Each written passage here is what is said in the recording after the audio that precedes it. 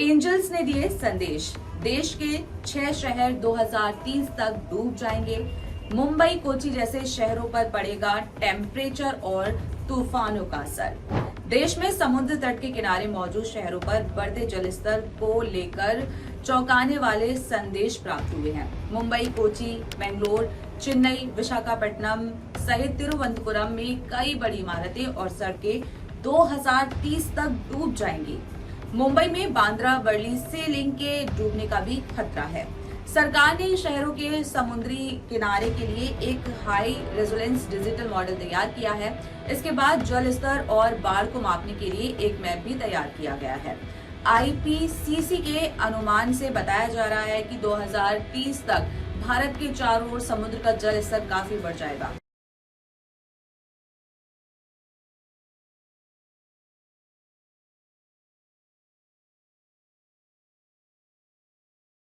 नमस्कार मेरे प्यारे दर्शकों, जय सच्चिदानंद। सेल्फ अवेकिंग मिशन में आप सभी का हार्दिक स्वागत है। मैं हूं आपकी होस्ट भारती।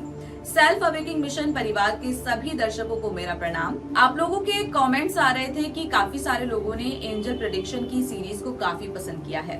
आशा करती हूँ आप ऐसे ही संजीव मलिक सर के इस जागरूक मिशन में सारथी बनकर ऐसे ही हमारा महत्वपूर्ण योगदान देंगे।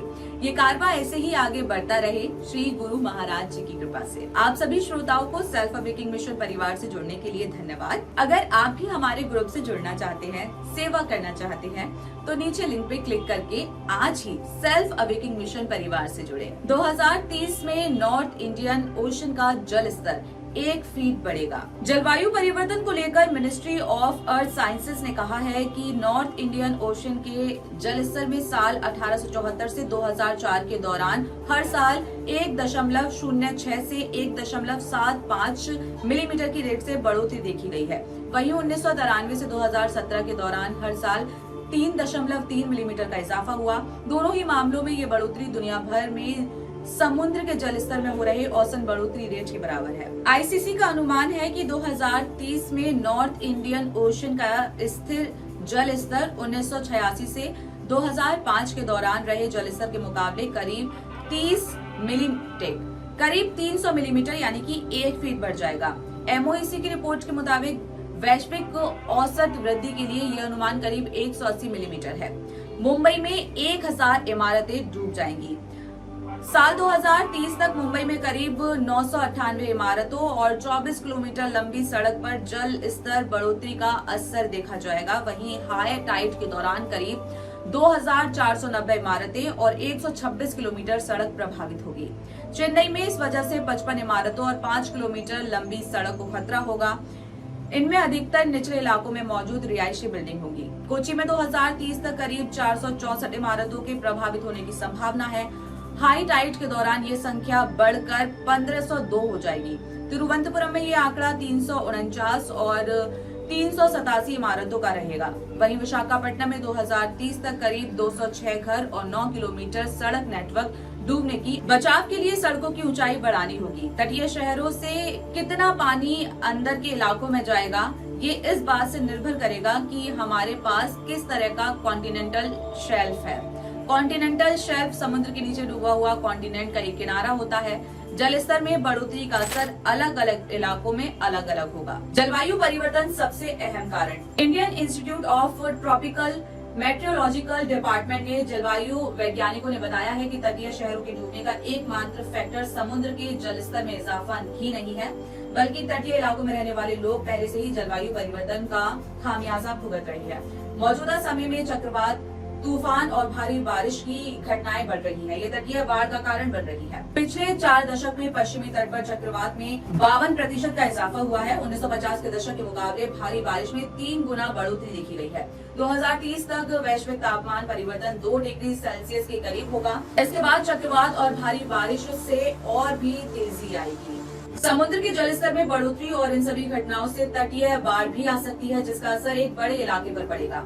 हमें इन घटनाओं पर तत्काल निगरानी और स्टडी करने की जरूरत है ताकि आपदा के समय चेतावनी के लिए हर सिस्टम तैयार किया जा सके।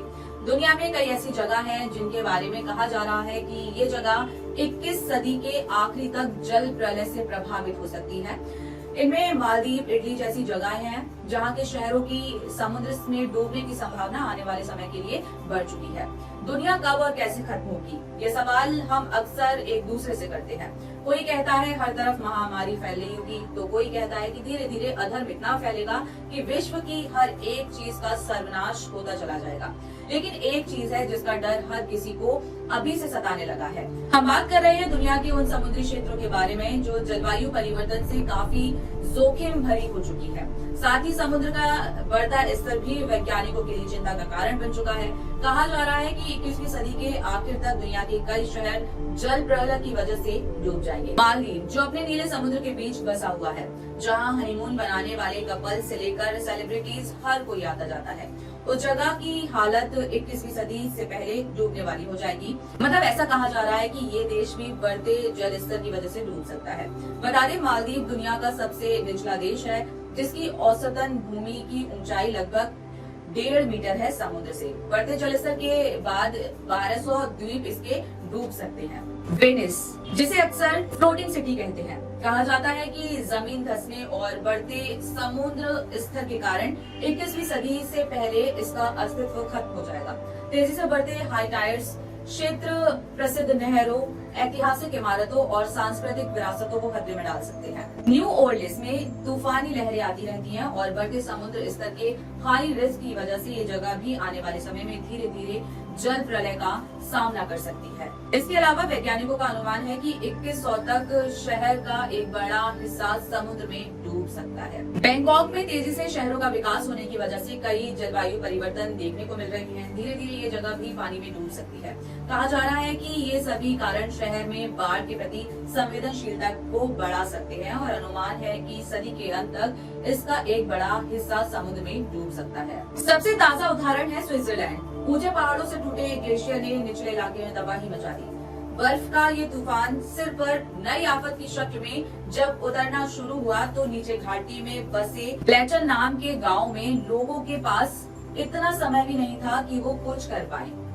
जितने लोग दूर से दूर जा सकते थे वो उतने दूर निकल गए। कुछ ही पल में नीचे के कई घर और इमारतें एक बर्फीले भूरे गीले कीचड़ में दब गई। 90% गांव को बर्च नाम के इस ग्लेशियर ने बर्बाद कर दिया। हालातों की बात करें तो इस घटना के बाद से 64 साल का एक व्यक्ति लापता है।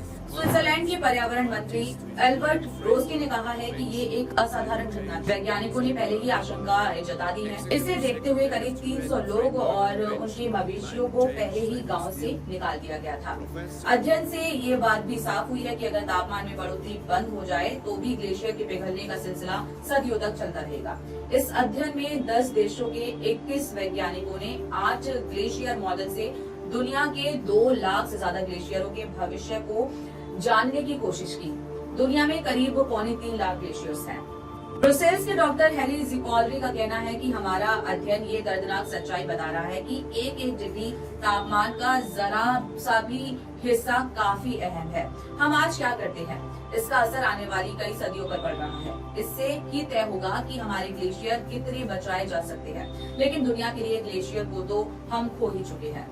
कुछ देशों के ग्लेशियर तो काफी पहले ही खत्म हो गए, जैसे यूरोपियन देश स्लोवेनिया का ग्लेशियर कई दशक पहले ही गायब हो चुका था।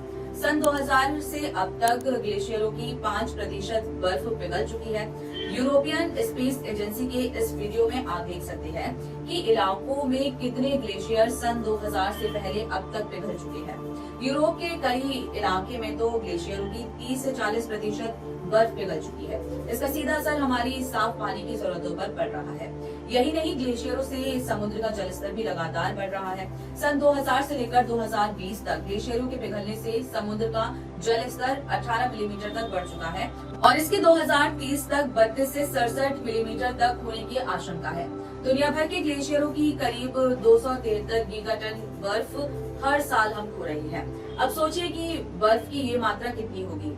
जितनी बर्फ हम हर साल खो रहे हैं उससे धरती के हर व्यक्ति की रोज के पीने की पानी की जरूरतें 30 साल तक पूरी हो सकती है।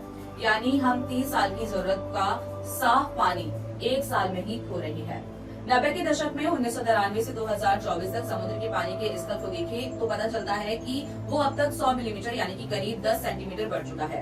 वर्ल्ड इकोनॉमिक फोरम द्वारा जारी मार्च 2025 की एक ताजा रिपोर्ट में अमेरिकी अंतरिक्ष एजेंसी नासा के हवाले से ये नतीजा सामने आया है कि रिपोर्ट के मुताबिक 1890 में समुद्र का जल स्तर 21 से 24 सेंटीमीटर बढ़ चुका है, जो इतिहास के सबसे पहले कालखंडों में बहुत ही ज्यादा है। हालात इतने खराब है कि इंडोनेशिया अपनी राजधानी ही बदल रहा है। जकार्ता की जगह नुसंतारा को नई राजधानी बनाया जा रहा है, जो बोर्निया के पूर्वी तट पर स्थित है। साफ है, हमारी आज की जीवन शैली हम पर भारी पड़ने जा रही है। ऊर्जा यानी कि एनर्जी का अंधाधुंध इस्तेमाल हमारी दुनिया को एक ऐसे मोड़ पर ले गया है जहां से लौटना दिन ब दिन मुश्किल होता जा रहा है। यानी हम अपनी बर्बादी की कहानी हर रोज लिख रहे हैं। यही हाल रहा तो कुछ दशक बाद हमें अनाज और पानी जैसी हमारी मूल जरूरतों के लिए तरसना पड़ सकता है। दिव्य शक्तियां, हमारे स्पिरिट एंजल्स हम सबकी भलाई चाहती है। आने वाला समय बहुत बुरा है, लेकिन इससे डरने की जरूरत नहीं है। हमें बस एंजल्स जो बताते हैं उनको फॉलो करना चाहिए।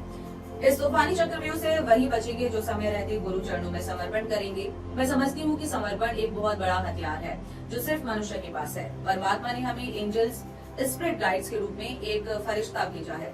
हम मनुष्य की भलाई इसी में है। जो हमारे स्पिरिट गाइड्स आदेश दे रहे हैं उनकी बात को अनदेखा ना करें। Self awakening mission presents angel prediction की series by Sanjeev Malik sir. हमारे स्पिरिट गाइड्स एंजल हमसे कुछ कहना चाह रही हैं। आशा करती हूँ आप इस angelic prediction by Sanjeev Malik की सीरीज को ध्यान से सुनेंगे और अपने दोस्त और परिवार के साथ भी जरूर शेयर करेंगे। कमेंट्स में लिखिए, मैं अमर चेतन आत्मा अपने इस जीवन को आत्म कल्याण में लगाऊंगा। अगर इस वीडियो ने आपको सोचने पर मजबूर किया हो तो इसे ज्यादा से ज्यादा लोगों तक पहुंचाएं। मैं भारती फिर आपसे मिलूंगी किसी नए वीडियो में, और तब तक के लिए आप चैनल को सब्सक्राइब करें। आपका बहुत बहुत धन्यवाद।